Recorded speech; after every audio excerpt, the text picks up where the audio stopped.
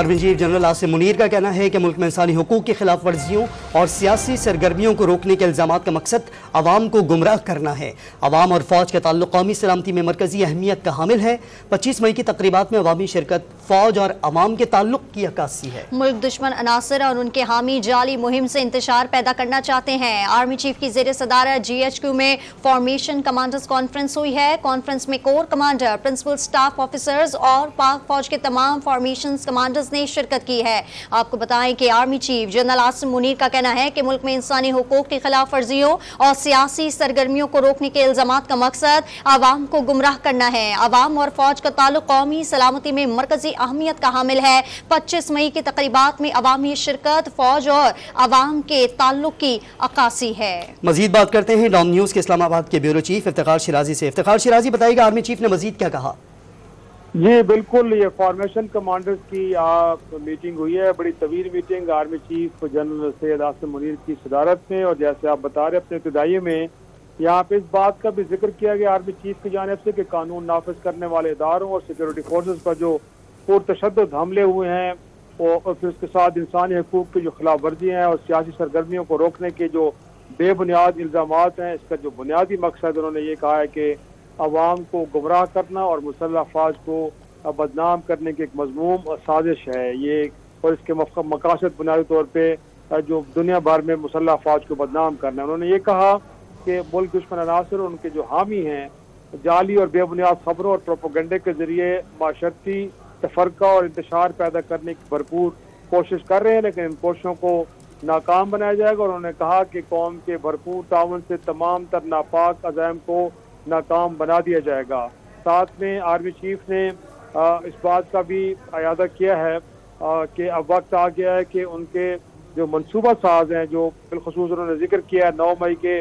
वाक़े का, जिसको कि योम स्याह के नाम से अब जाना जाता है, उन्होंने कहा कि अब ये वक्त है कि इनके मनसूबा साजों और मास्टर माइंड के खिलाफ कानून की जो गिरफ्त है उसको मजबूत किया जाए। उन्होंने साथ में ये भी कहा कि मजमूम मकासद के असूल के लिए रियासत और रियासती इदारों के खिलाफ जो नफरत परवान चाहेगा और मुल्क में अफरा तफरी फैलाने वालों के खिलाफ जो घेरा है उसे तंग करने के साथ साथ उनके खिलाफ एक भरपूर कार्रवाई की जाएगी। साथ उन्होंने कहा कि जो इस कॉन्फ्रेंस के अंदर शुहदा की यादगारों जना हाउस की जो बेहरमती की गई है उस हवाले से जो फौजी तनसीबात पे हमला करने वाले हैं और इस जो कॉन्फ्रेंस के शुरका हैं उन्होंने इस आज़म का इरादा किया है कि इन तमाम लोगों के खिलाफ पाकिस्तान आर्मी एक्ट और ऑफिशियल सीक्रेट एक्ट जो पाकिस्तान के आइन के तहत एक कानून है, जल्द अज जल्द इंसाफ के कटहरे में लोगों को लाया जाएगा और उनको कैफे किरदार तक पहुंचाया जाएगा। इस मौके पर आर्मी चीफ ने मजीद कहा कि जो बिगाड़ पैदा करने की और फर्जी इंसानी हकूक की जो खिलाफ वर्जियों के पीछे पनाह लेने की जो तमाम कोशिशें हैं इनको भी हम नाकाम बना देंगे, ये बेसूद साबित होंगी और किसी को भी इसकी आड़ में बचने की कोई हम स्पेस नहीं देंगे। जो इजलास है उसमें जो ये भी बताया गया आर्मी चीफ की जानिब से कि जो कसरत से जमा किए गए नाकाबिल तरदीद शवाहिद वो कि जो 9 मई को वाक़या हुआ है, आर्मी चीफ ने बताया शुरका को कि इस हवाले से नाकाबिल तरदीद शवाहिद मौजूद हैं जिनको झुटलाना मुमकिन नहीं है और ना ही इस हवाले से कोई बिगाड़ पैदा किया जा सकता है। लिहाजा एविडेंस इतनी स्ट्रॉन्ग है कि ये लोग सजा से नहीं बच पाएंगे। और साथ में जो शुरका है उन्होंने इस अज़्म का भी इरादा किया है कि जो मुखालिफ क़ुव्वतें जो नापाक अज़ाइम जो उनके हैं उनको किसी सूरत भी कामयाब नहीं होने दिया जाएगा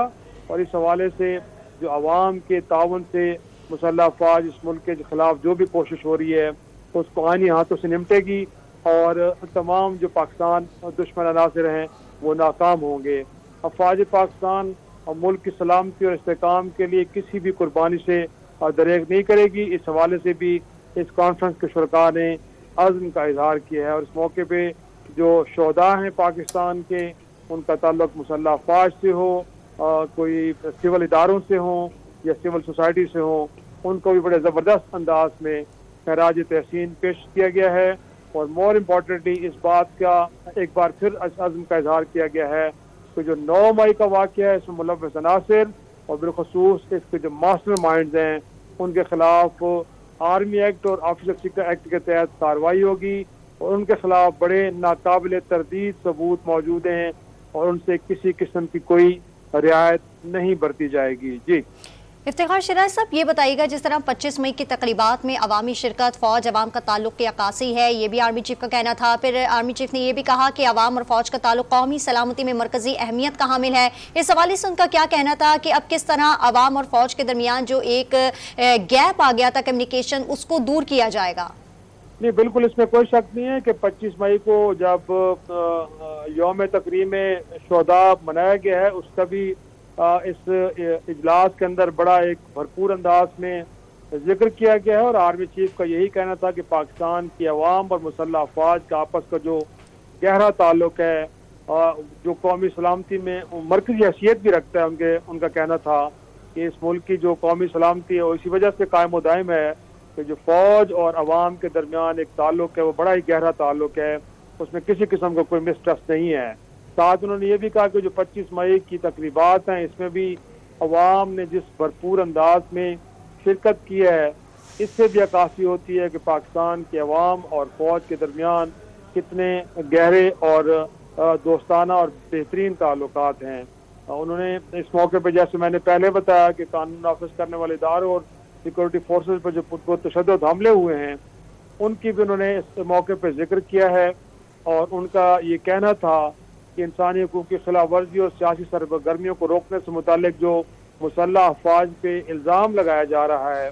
وہ بنیادی طور پہ سیاسی مقاصد اس کے ہیں۔ اس کا بنیادی جو ایک مرکزی نقطہ ہے وہ دنیا بھر میں مسلح افواج کو بدنام کرنا اور پھر اس کے نتیجے میں اپنے سیاسی مقاصد حاصل کرنا ہے۔ لیکن جیسے میں نے پہلے بتایا کہ آرمی چیف نے اس فارمیشن کمانڈر کے جو شرکاء ہیں ان کو بتایا ہے کہ اس وقت مسلح افواج کے پاس ناقابل تردید شواہد موجود ہیں کہ یہ ایک بڑا منصوبہ تھا، اور اس منصوبے کے کچھ منصوبہ ساز ہیں اور اس پہ عمل درآمد کرنے والے لوگ بھی ہیں،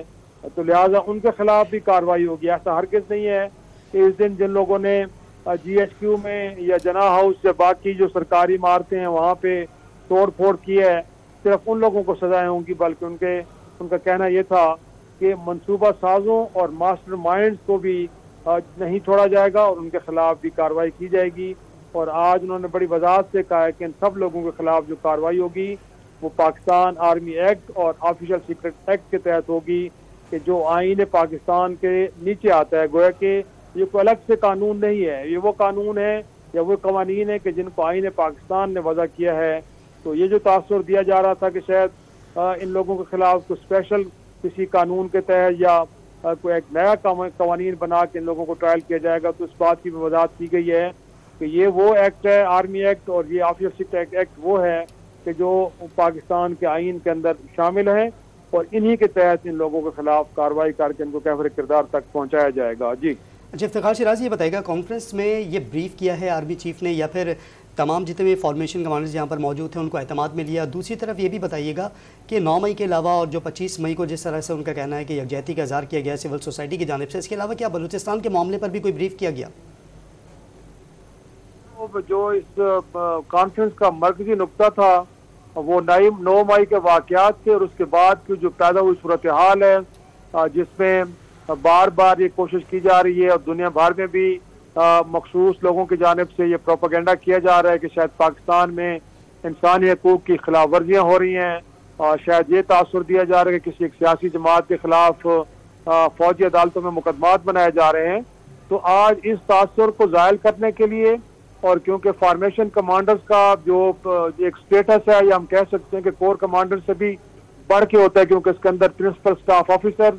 اور پاک فوج کے تمام جو فارمیشن کمانڈرز ہیں اور کور کمانڈرز بشمول یہ تمام لوگ شریک ہوتے ہیں، اور یہ غیر معمولی حالات میں فارمیشن کمانڈرز کی کانفرنس بلائی جاتی ہے۔ تو لہٰذا ہم آج کہہ سکتے ہیں کہ کور کمانڈر سے بڑا فورم تھا، اور اس کے اندر مسلح افواج کے تمام جو پرنسپل سٹاف آفیسرز اور فارمیشن کمانڈرز کو بلایا گیا، اور وہاں سے بھی اگر یک زبان ہو کے اس بات کی ایک طرح سے عزم کا اظہار کیا گیا ہے تو جو 9 مئی کا واقعہ ہے یہ پاکستان کے خلاف ایک بہت بڑی سازش تھی، اور اس کی ایک منصوبہ بندی کی گئی تھی، اور ایک منصوبہ بندی کے ذریعے پاکستان کی جو دفاعی تنظیمات ہیں ان کو نشانہ بنایا گیا، ان پہ حملہ کیا گیا، اور اس کے بعد انسانی حقوق کی صورتحال پیدا کر کے اور ساتھ میں یہ تاثر دے کے کہ یہاں پہ مسلح افواج کو شاید غیر قانونی गैर आईनी इकदाम कर रही हैं, उसके ऊपर भी कंसर्न का इजहार किया गया और साथ में इस पर अज़्म का भी इजहार किया गया है कि इसमें कोई शक नहीं है कि जो सबूत हैं वो नाकाबिल तरदीद हैं। लिहाजा ऐसे लोग कोई भी सियासी हीला बहाना या कोई प्रोपागेंडा भी करेंगे वो किसी सूरत भी कारगर साबित नहीं होगा। और रियासत पाकिस्तान और इदारों ने ये फैसला कर लिया है कि इस साजिश के पीछे जो मंसूबा साज हैं और जो तहरीक देने वाले लोग थे, लोगों को मुश्तिल करने वाले, उन लोगों के खिलाफ हर सूरत बहरहाल जो फैसला किया गया है कि आर्मी एक्ट और ऑफिसर सीक्रेट एक्ट के तहत मुकदमात चलेंगे, तो उसमें किसी किस्म का भी अब कोई बदलाव नहीं है। तो मैं समझता हूँ कि आज मुसल्लह अफवाज की जो क़यादत है उसने अपनी मुशावरत के दायरा कार को वसी किया है और वहाँ से भी अब मैसेज यही आया है कि जो 9 मई के वाक़यात में मुलव्वस अनासिर हैं, जो उस दिन हमला आवर थे या फिर मनसूबा साज थे, सब लोगों के खिलाफ अब आर्मी एक्ट और ऑफिसर सीक्रेट एक्ट के तहत मुकदमात चलेंगे। तो हम कह सकते हैं कि आज एक मुसल्लह अफवाज के बड़े फोरम ने भी इस बात की कंफर्मेशन दे दी और इस बात की तायीद और अज़्म का इजहार कर दिया है कि इन लोगों के खिलाफ बिल्कुल इसी कानून के तहत मुकदमात को आगे बढ़ना चाहिए। जी इफ्तिखार शाह साहब, जिस तरह आपने कहा कि आज का जो मेन एजेंडा था वो 9 मई के हवाले से था, तो मुल्क दुश्मन अनासिर और उनके जो हामी हैं वो जाली मुहिम से इंतशार पैदा करना चाहते हैं जो अब भी मौजूद हैं, तो उनसे निमटने के लिए क्या हिकमत अमली बनाई गई है? क्या इस हवाले से army chief general Asim Munir ने कोई प्लान सामने रखा है? जी देखें, इस हवाले से जो शवाहिद हैं वो सामने रखे जा रहे हैं और यही देखा है कि हमने मरहलावार लोगों की निशानदेही भी हो रही, क्योंकि अभी तक तो कुछ लोग ऐसे हैं कि जो रूपोश हैं, जो गिरफ्तार नहीं हुए, वो लोग भी अभी तक मुकम्मल तौर पे गिरफ्तार नहीं हो सके कि जो उस दिन GHQ में या कोर कमांडर हाउस या बाकी तनसीबात में बराह रास्त हमलों में मुलव्वस थे। तो एक बहरहाल सिविल अदालतों के अंदर उनके जुडिशल रिमांड्स लिए गए हैं, वहाँ पे कार्रवाई मुकम्मल हो रही है और मरहलावार इन लोगों को फिर मिलिट्री कोर्ट्स में ट्रायल करने के हवाले से हवाले किया जा रहा है। तो यकीनी तौर पर एक प्रोसेस है जो वक्त लेगा और आने वाले दिनों में हम मजीद इस हवाले से भी डेवलपमेंट देखेंगे कि जिन लोगों से मुताल्लिक फिर शवाहिद रखे जाएंगे सिविल हुकाम के सामने, तो फिर जो एक अदालती तरीकाकार है कि फिर लोगों को बाकायदा तौर पे मिलिट्री कोर्ट्स में ट्रायल करने के लिए मुसल्लह अफवाज के हवाले किया जाता है। तो अब तक कोई 50 से ज्यादा लोग तो हवाले हो चुके हैं। तो आने वाले दिनों में मजीद लोगों के खिलाफ भी जुडिशल अदालतों में प्रोसेस को मुकम्मल करने के बाद उनको उन अदालतों में ट्रायल के लिए हवाले कर दिया जाएगा। तो मेरे ख्याल में ये सिलसिला पहले से चल चुका है, चल पड़ा है और ये ग्रेजुअली आगे बढ़ेगा। और जैसे आज इस कॉन्फ्रेंस में बता दिया गया है, तो जो सबूत मौजूद हैं इस वक्त इदारे के पास वो नाकाबिल तरदीद हैं और उन्होंने कहा है कि उनको डिस्चार्ज नहीं किया जा सकता और उन्हीं की बुनियाद पे जो लोग इन कार्रवाइयों में मुलव्वस थे, वो मनसूबा साजी में थे या बराह रास्त तोड़ फोड़ और गिराव जलाव में मुलव्वस थे, उन लोगों के खिलाफ अब कार्रवाई आगे बढ़ेंगी। ठीक है।